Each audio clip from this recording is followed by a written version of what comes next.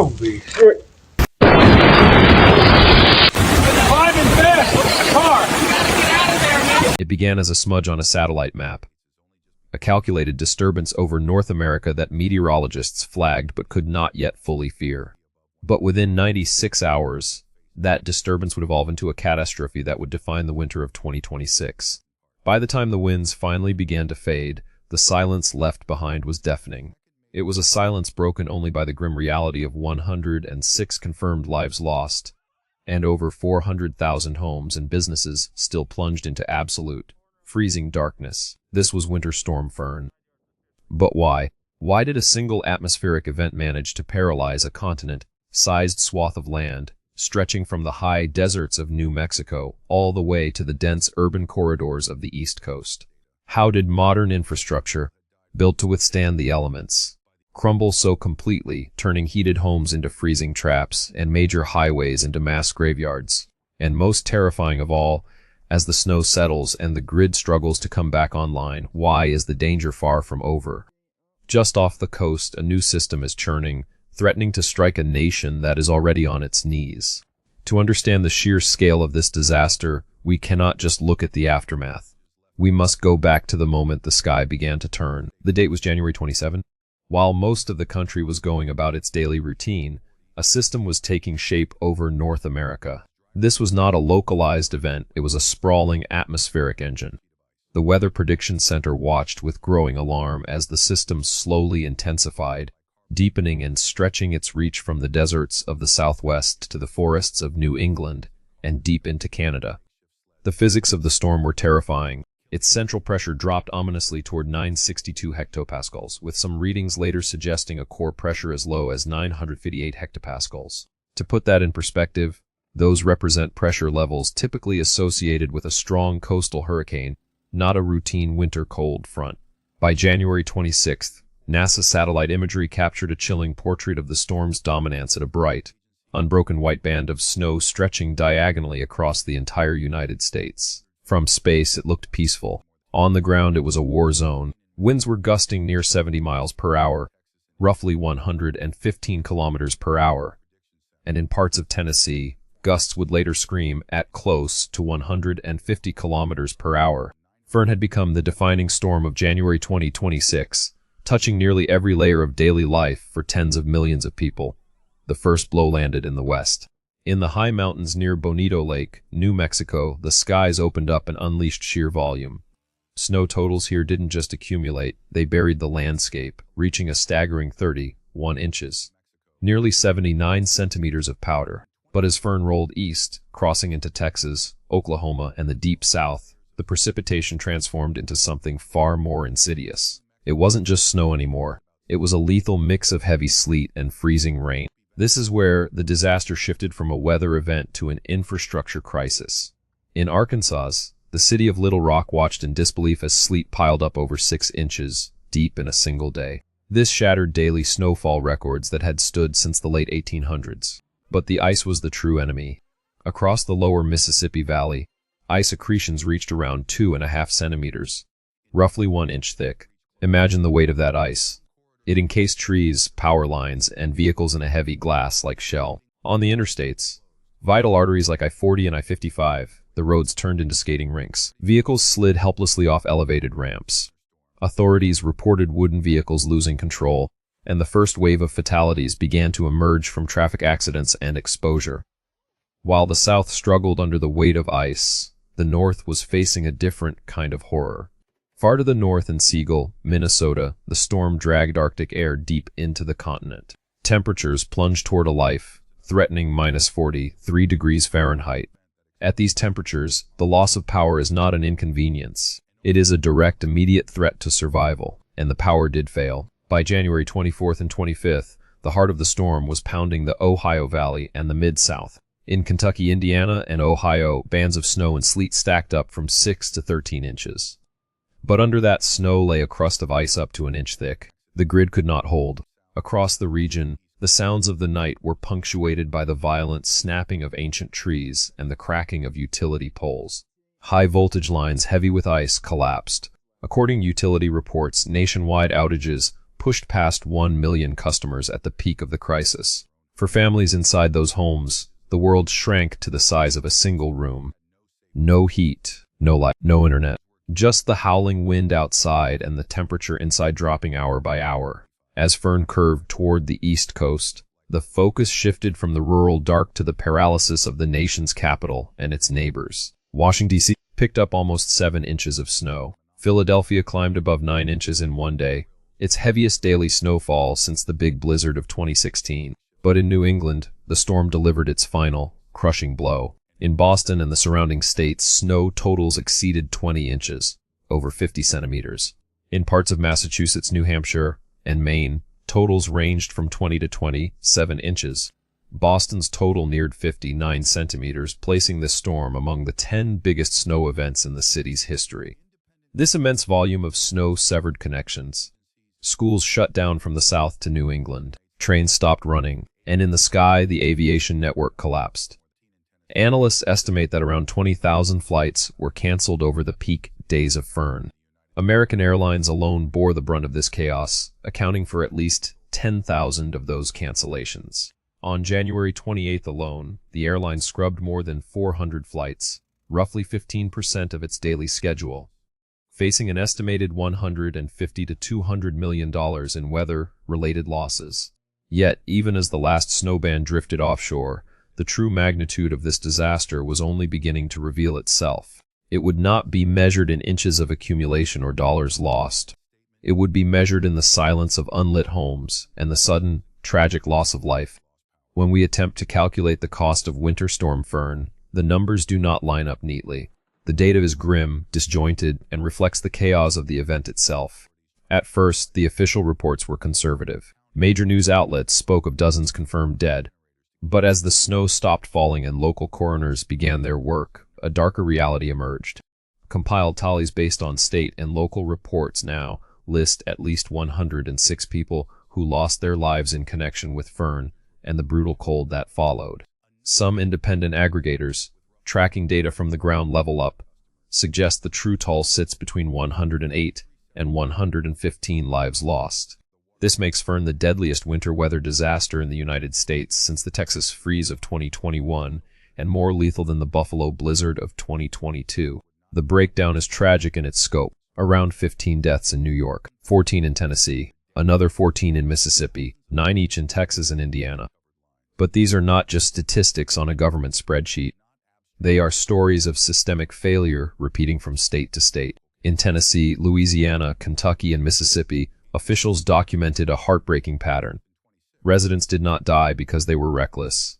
They died inside their own homes. As power grids failed and indoor temperatures plunged below freezing, elderly residents and those without resources succumbed to hypothermia in their own beds. And then, there was the desperate attempt to survive that turned fatal. Medical examiners across the region reported a spike in carbon monoxide poisoning. Stripped of electricity for days, families brought generators, charcoal grills, and improvised heaters indoors or into garages, trying to keep their children warm. In doing so, they unknowingly filled their living spaces with colorless, odorless, deadly fumes. In the Northeast, specifically New York, the threat took a different, violent form. Here, the snow was heavy and wet. Authorities linked deaths to cardiac events as residents collapsed while trying to shovel the crushing weight from their driveways. The storm spared no one. In Maine, even as the main snow shield was shifting away, a business jet crashed at Bangor International Airport during heavy snow, killing 6 people. On the ground, authorities linked deaths to snowmobiles, sleds, and cars towing people on makeshift sleds. Fern was not a storm that allowed for passive observation. It reached into homes, cars, and workplaces, and for many, it offered no second chance. While the North dug out from snow, the South was fighting a battle for basic survival against ice. In Mississippi, the governor declared this the worst ice storm the state had seen in at least 30 years. Behind that statement lay a network of small towns and neighborhoods where daily life simply stopped.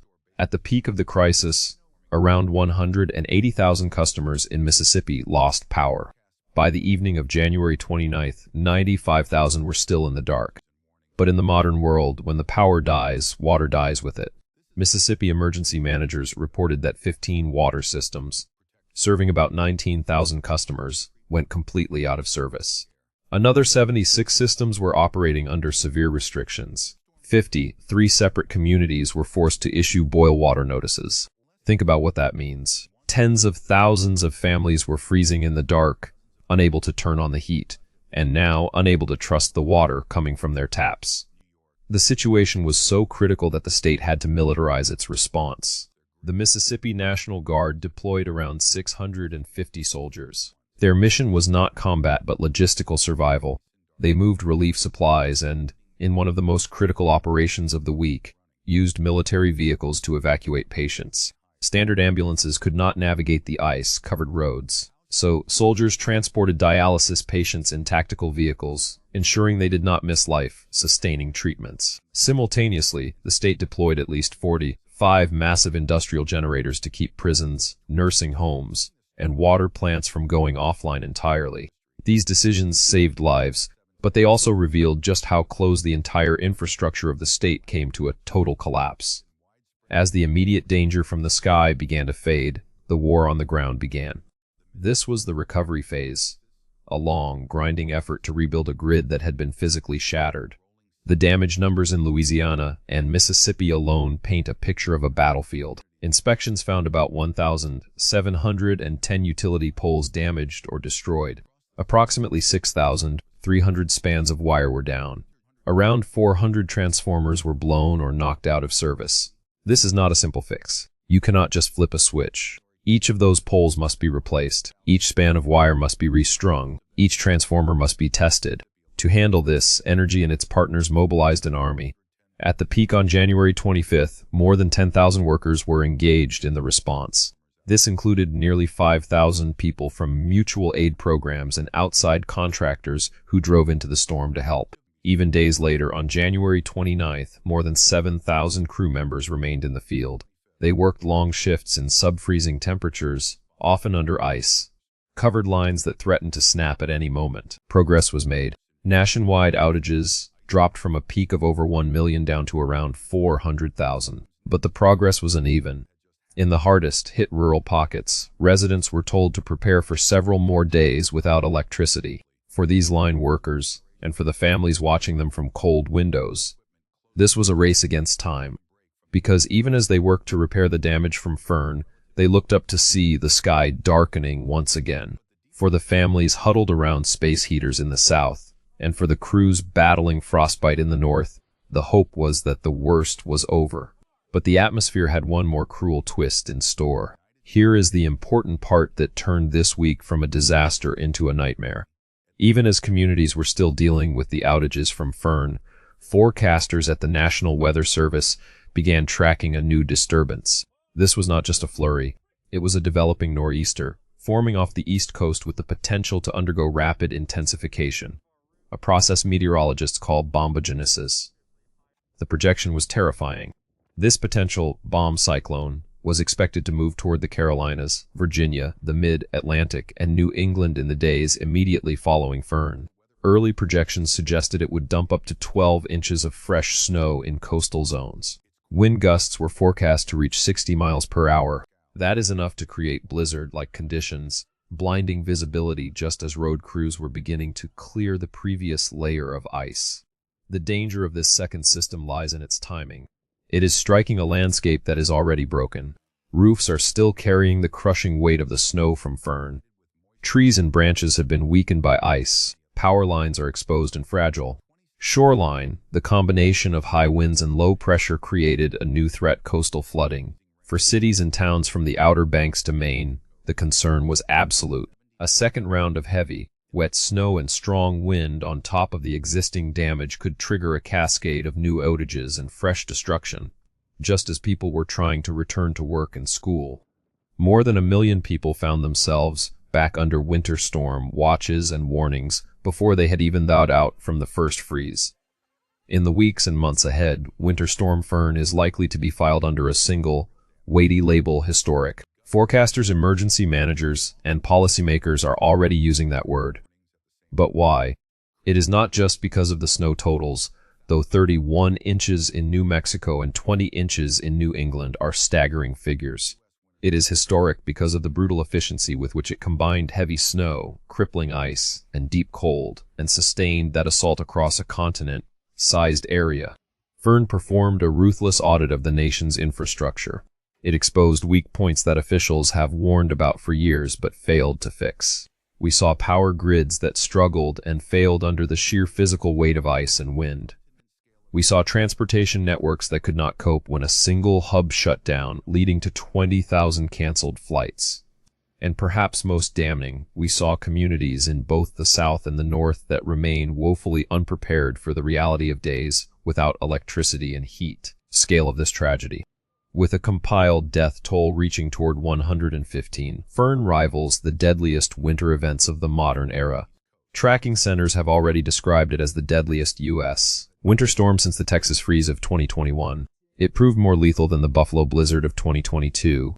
These comparisons are not just trivia. They are a warning that despite our technology, our vulnerability to extreme winter weather is not decreasing. It is remaining stubbornly, tragically high. Scientists and climate analysts are careful with their language. They will tell you that no single storm can be blamed entirely on climate change. But Fern fits into a pattern that experts say is becoming the new normal. We are seeing more frequent extreme events. We are seeing stronger contrasts between warm and cold air masses. And when storms do form, they are unleashing heavier bursts of snow and rain. For urban planners from Dallas to New York, the lesson is stark. Winter planning can no longer be based on the averages of past decades. It must account for rarer, but more severe events that push systems to their absolute limits. This prompts uncomfortable questions about investment. How much should be spent to harden power lines or bury cables? How do we upgrade drainage, road design, and snow removal fleets? And crucially, how do we improve public warning systems? We need to ensure that when the next alert goes out, people understand not just that a storm is coming, but what the bone-chilling reality of a long outage will actually feel like inside their own homes. In the end, the story of Winter Storm Fern is not just a list of numbers. It is a reminder of how quickly the veneer of normal life can fracture when weather, infrastructure, and preparation all collide. A single storm, over the span of a few days, managed to shut schools from the South to New England, darken hundreds of thousands of homes, and leave a death toll that will take time to fully understand. For millions of people, Fern will not be remembered as a headline. It will be remembered as the week the lights went out and the cold came in. For those now looking ahead, the message is simple. Pay attention to official forecasts. Have a plan for what you will do if the power fails. Check on neighbors who might not be able to manage on their own. As communities and leaders debate how to rebuild, the choices they make today will decide whether our towns and cities stand or fall when the next historic winter system appears on the map. If you live through this storm, your experience matters. What you saw, what worked, and what failed will help shape how all of us prepare for the next one. So, we leave you with this question: what changes do you believe your community needs to be better prepared before the next winter storm arrives?